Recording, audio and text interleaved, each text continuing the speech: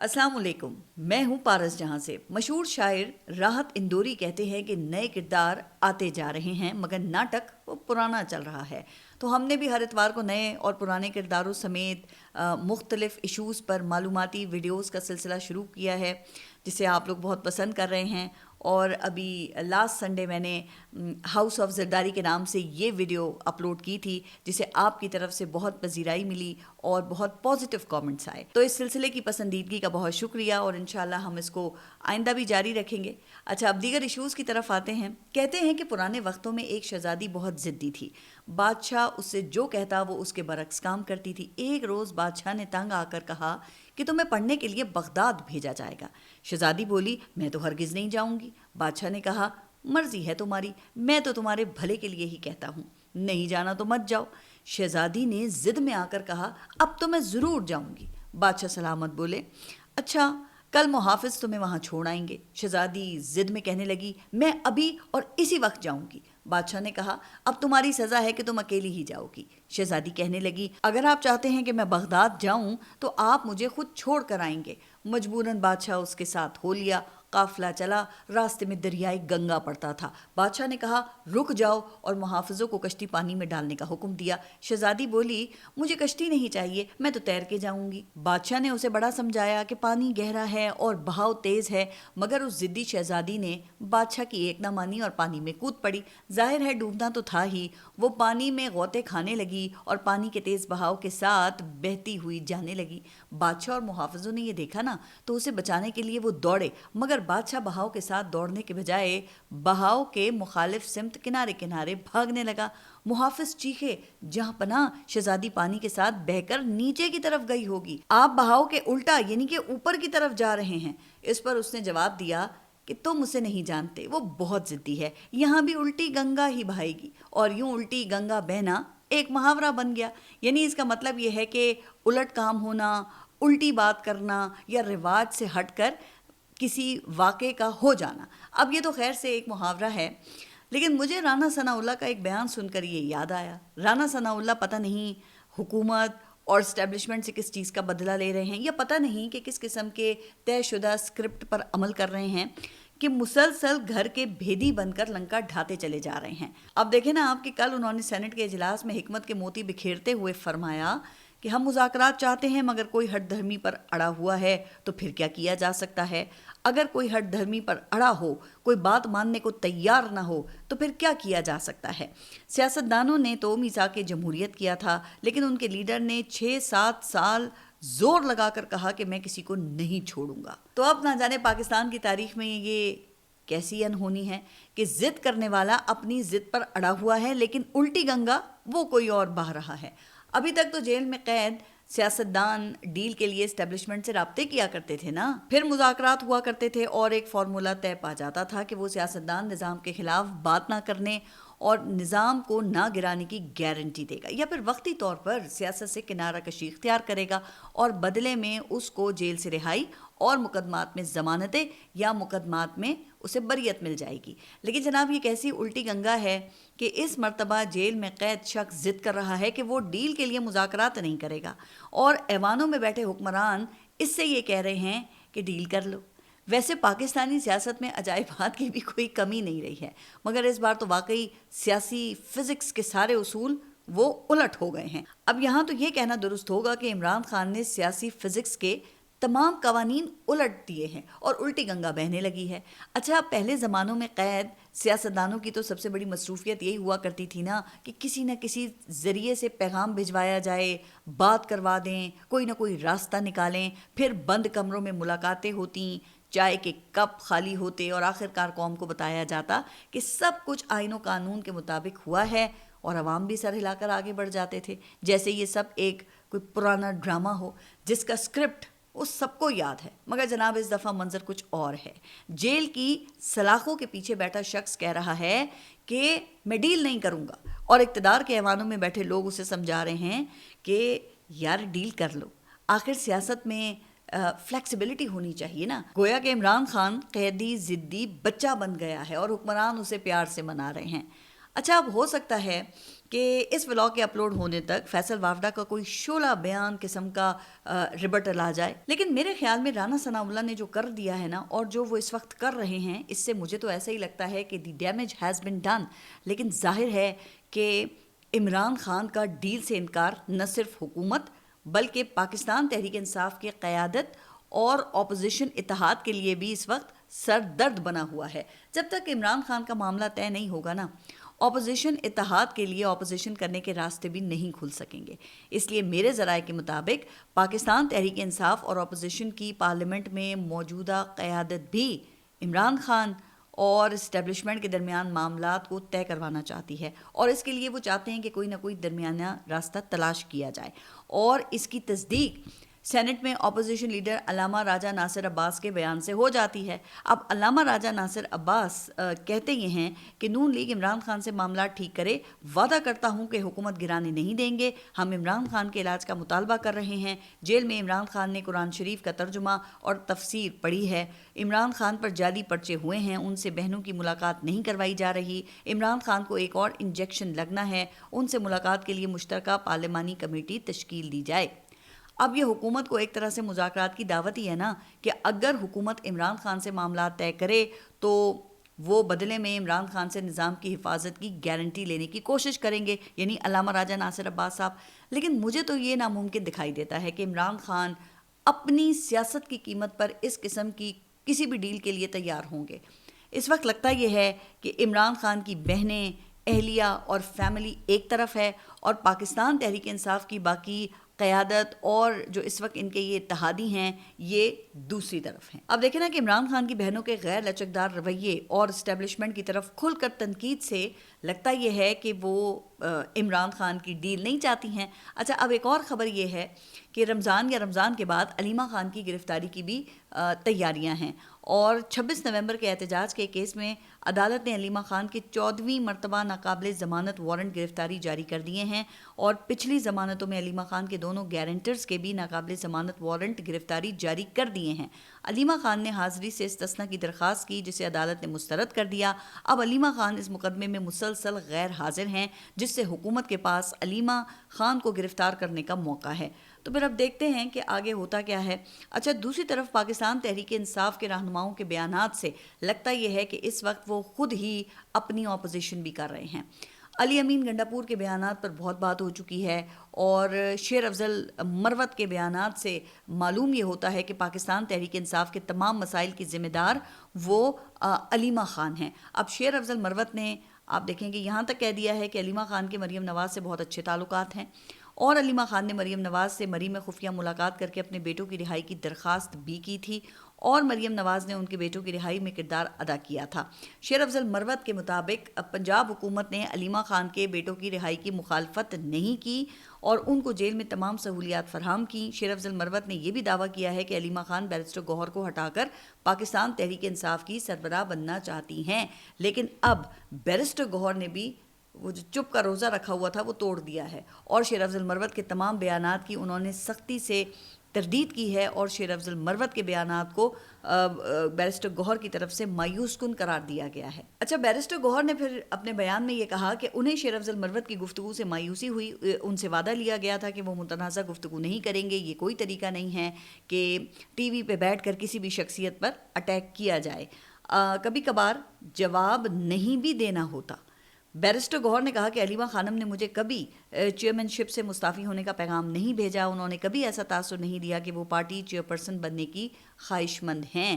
ویسے بیرسٹر گوہر نے جو یہ بات کی ہے کہ کبھی کبھار جواب نہیں بھی دینا ہوتا، تو اس کی سیدھی وہ مذمت بھی کر سکتے تھے. تو جناب خیر، اس وقت پاکستان تحریک انصاف کے اندر کی صورتحال یہ ہے. اب آپ کو تو پھر ان حالات میں بڑے اچھے سے اندازہ ہو گیا ہوگا نا کہ پارٹی کسی قسم کی عوامی تحریک چلانے کے قابل کیوں نہیں رہی، عمران خان ابھی تک جیل میں کیوں ہیں، اور عدلیہ سے کسی قسم کا ریلیف کیوں نہیں مل رہا.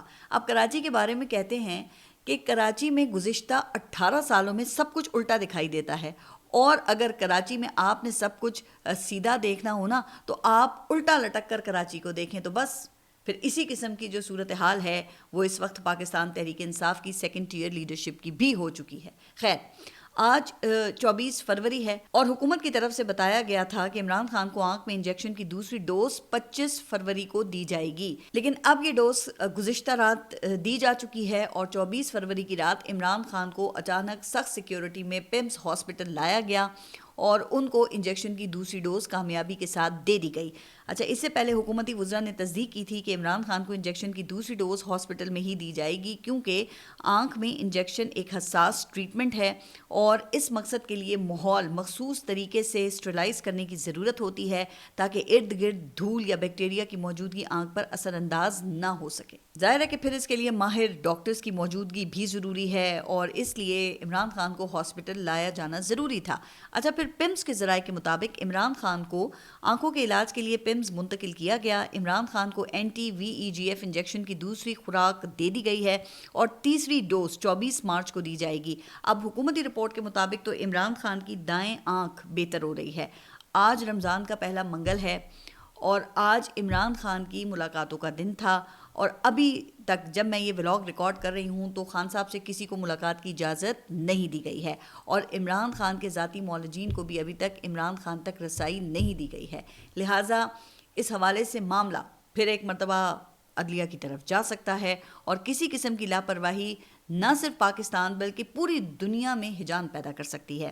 اچھا، ویسے وہ عدلیہ سے یاد آیا کہ کل اعتزاز احسن صاحب کا ایک بیان میری نظر سے گزرا جس میں وہ کہتے ہیں کہ عمران خان کو تمام مقدمات میں غلط سزائیں دی گئی ہیں۔ اعتزاز احسن کا کہنا یہ تھا کہ عمران خان کو جن ججوں نے سزائیں دی ہیں ان ججوں کو گرفتار کر کے ان پر مقدمہ چلایا جائے اور جن وکلا نے عمران خان پر جرح کی ہے ان وکلا کے لائسنس کینسل کیے جائیں۔ اب ہو سکتا ہے کہ اعتزاز احسن کا یہ جو بیان ہے وہ انہوں نے غصے میں دیا ہو، کیونکہ اعتزاز احسن صاحب کو معلوم ہے کہ غلط سزائیں سنانے پر ججز کے خلاف مقدمات بنانے کا تو کوئی قانونی موجود نہیں ہے اور نہ ہی کسی فیصلے پر جج کے خلاف یہاں کارروائی ہو سکتی ہے۔ اچھا، اب یہ میرا بیان نہیں ہے، یہ بیان پاکستان کے سب سے سینئر ترین وکیل اور سیاستدان کا ہے۔ ایک پرانی کہاوت ہے کہ ایک استاد نے شاگرد سے کہا کہ اگر کبھی پورا شہر یہ کہنے لگے نا کہ گھڑی غلط چل رہی ہے تو صرف لوگوں کو خاموش کروانے سے وقت ٹھیک نہیں ہو جاتا، گھڑی پر ٹائم بھی دیکھنا ضروری ہے۔ تو اعتزاز احسن صاحب شاید یہ بات یاد دلانے کی کوشش کر رہے ہیں۔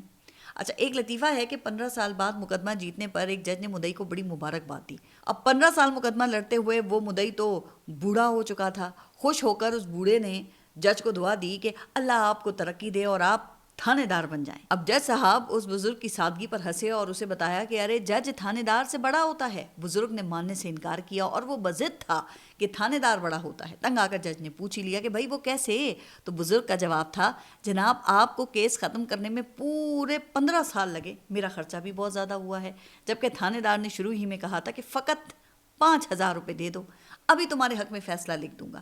اس حساب سے تو پھر تھانے دار ہی بڑا ہوتا ہے نا۔ تو میرے خیال سے اعتزاز احسن صاحب بھی ججوں کے لیے اسی قسم کی دعا کر رہے ہیں۔ اچھا، اب ایک خبر سیکیورٹی کے حوالے سے ہے اور وہ یہ کہ گزشتہ روز خیبر پختونخوا کے شہر کرک میں ایک عجیب اور افسوسناک واقعہ پیش آیا۔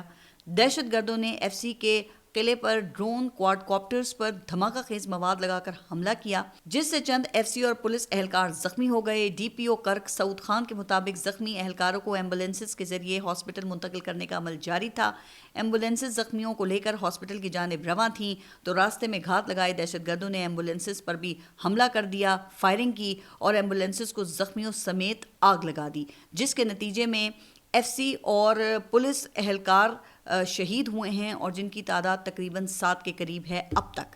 اب یہ ایک انتہائی سنجیدہ اور افسوسناک صورتحال ہے اور یہ انٹیلیجنس کی ناکامی کو ظاہر ہی کرتی ہے نا، اور اس سے یہ بھی ظاہر ہوتا ہے کہ دہشت گردوں کا نیٹ ورک وہ کس قدر مضبوط ہے۔ اب میں اس بحث میں نہیں پڑتی کہ یہ صوبائی حکومت کی ناکامی ہے، یہ وفاقی حکومت کی ناکامی ہے یا پھر یہ سیکیورٹی فورسز کی ناکامی ہے، لیکن سوال یہ ہے کہ دہشت گردوں کے پاس یہ دھماکہ خیز مواد یہ آ کہاں سے رہا ہے؟ کون ان کو ڈرون فراہم کر رہا ہے؟ ذرائع کے مطابق اب تھانوں اور FC ہیڈ کوارٹرز پر گزشتہ چند ماہ میں سینکڑوں ڈرون حملے ہو چکے ہیں۔ پھر دہشت گرد وہ راستے میں گھات لگا کر بیٹھے ہوتے ہیں، انہیں معلوم ہوتا ہے کہ ایمبولینس کن کن راستوں سے گزرے گی اور ہمارے کئی قیمتی سیکیورٹی اہلکار پھر شہید کر دیے جاتے ہیں۔ کیا اس قسم کے معاملات میں راستوں کی کوئی سیکیورٹی کلیئرنس نہیں ہوتی؟ یہ تمام اہم سوالات ہیں اور ان تمام سوالات کا جواب تمام سٹیک ہولڈرز کو دینے کی ضرورت ہے. جہاں تک دہشت گردی کے خلاف یہ آپریشنز اور سرحد پار افغانستان میں کارروائیوں کی بات ہے تو پوری قوم اپنی فوج کے ساتھ اس میں شانہ بشانہ کھڑی ہے، لیکن ہمیں اپنے اندر کی کمزوریاں بھی تو درست کرنے کی ضرورت ہے نا. اب یہ واقعہ یہ صرف ایک حملہ تو نہیں ہے بلکہ یہ ایک وارننگ ہے، کیونکہ جس انداز سے آپ دیکھیں کہ یہ حملے کیے جا رہے ہیں اس سے ظاہر یہ ہوتا ہے کہ حملہ آور نہ صرف منظم ہے بلکہ انہیں جو گراؤنڈ ریالٹیز ہیں، جو زمینی صورتحال ہے، اس کی بھی مکمل معلومات میسر ہے. اس کا مطلب یہ ہے کہ کہیں نہ کہیں پہ پھر معلومات کا اخراج ہو رہا ہے اور نگرانی کے نظام میں خلا ہے، یا پھر مقامی سطح پر کچھ ایسے عناصر موجود ہیں جو کہ دہشت گردوں کو سہولت فراہم کر رہے ہیں. اچھا، اب دوسری طرف یہ بھی حقیقت ہے کہ جنگ کی نوعیت تو بدل چکی ہے، اس لیے صرف سیکیورٹی اقدامات ہی کافی نہیں ہیں. کہا یہ جا رہا ہے کہ ہمیں اینٹی ڈرونز سسٹم، بہتر intelligence coordination and response mechanism پر سنجیدگی سے سرمایہ کاری کرنا ہوگی. اب یقیناً یہ پاکستان اور سیکیورٹی فورسز دونوں کے لیے ایک مشکل ترین صورتحال ہے. تو دعا یہ ہے کہ پاکستان سے دہشت گردی کا یہ جو مانسٹر ہے اس کا خاتمہ ہو اور پاکستان ایک مرتبہ پھر امن کا گہوارہ بن سکے. یہاں سے سیاسی تنازعات اور عدم استحکام کا خاتمہ ہو، ترقی کے سفر کا آغاز ہو. جناب، سننے میں تو یہ ویسے ناممکن سی بات لگتی ہے، لیکن رمضان کا مبارک مہینہ ہے اور قبولیت کے لمحات ہیں، تو یقیناً ہم سب کو دعا تو ضرور کرنی چاہیے اس پہ. اچھا، اب ایک خبر امریکہ سے ہے جہاں ڈونلڈ ٹرمپ کی مقبولیت وہ کم ترین سطح پر آ گئی ہے. آج ٹرمپ کو دوسری مرتبہ صدر منتخب ہوئے 400 دن مکمل ہو چکے ہیں. 4 مارچ کو صدر ٹرمپ نے دوسری مرتبہ صدر منتخب ہونے کے بعد امریکی کانگریس سے اپنا پہلا خطاب بھی کرنا ہے، جسے اسٹیٹ آف یونین ایڈریس کہا جاتا ہے، جبکہ 9 ماہ بعد یعنی کہ نومبر میں امریکی مڈ ٹرم الیکشنز ہوں گے. تو اب ایک نئے سروے کے مطابق 400 روز مکمل ہونے پر ٹرمپ کی اپروول ریٹنگ میں 17% کمی آئی ہے. سروے کے مطابق ہر 10 میں سے 6 امریکی یعنی کہ 60% امریکی ٹرمپ کی پالیسیوں سے ناخوش ہیں اور صرف 39% امریکی ٹرمپ کی حمایت کرتے ہوئے نظر آتے ہیں. ابھی چند روز پہلے ایک اور سروے کے مطابق تقریباً 2/3 امریکی مہنگائی سے نمٹنے کے ٹرمپ کے طریقے سے ناخوش ہیں.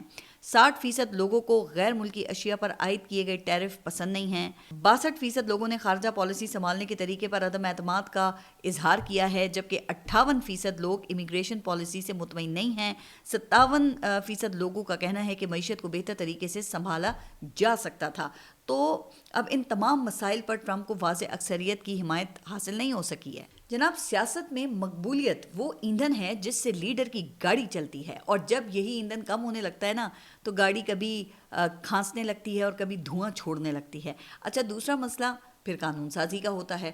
اگر عوامی حمایت کم ہو جائے تو کانگریس میں اتحادی بھی زیادہ جوش سے ساتھ دکھائی نہیں دیتے ہیں. پھر نتیجہ یہ نکلتا ہے کہ بڑے بڑے منصوبے فائلوں میں ہی جمائیاں لینے لگتے ہیں.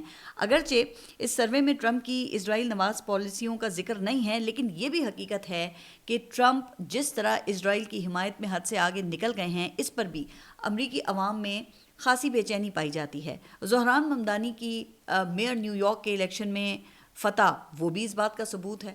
اب گزشتہ روز ٹرمپ نے اسرائیلی وزیر اعظم نیتن یاہو کو وائٹ ہاؤس کی چابی تحفے کے طور پہ پیش کرتے ہوئے یہ کہا کہ دس از دا کی ٹو آر کنٹری. پھر امریکہ اور اسرائیل مل کر ایران پر فیصلہ کن حملے کی تیاری بھی مکمل کر چکے ہیں، اور ابھی تک کی معلومات کے مطابق امریکہ اور ایران کے درمیان بیک ڈور مذاکرات کا کوئی نتیجہ برآمد نہیں ہو سکا ہے. اچھا، عین ممکن ہے اور ایسے تجزیے بھی ہو رہے ہیں کہ ٹرمپ اپنی گرتی ہوئی مقبولیت کو سہارا دینے کے لیے مشرق وسطیٰ میں کوئی بڑی جنگ چھیڑ دیں. تو پھر اب دیکھتے ہیں کہ آگے ہوتا کیا ہے. اچھا، آج پاکستان ورلڈ کپ T20 کے سپر 8 مرحلے میں اپنا دوسرا میچ انگلینڈ کے خلاف کھیل رہا ہے. کیا پاکستان سیمی فائنل کے لیے کوالیفائی کر پائے گا؟ اس حوالے سے کامنٹس میں اپنی رائے کا اظہار کیجیے گا. آپ سب اپنا خیال رکھیے اور اگلے ولاگ تک کے لیے اللہ حافظ.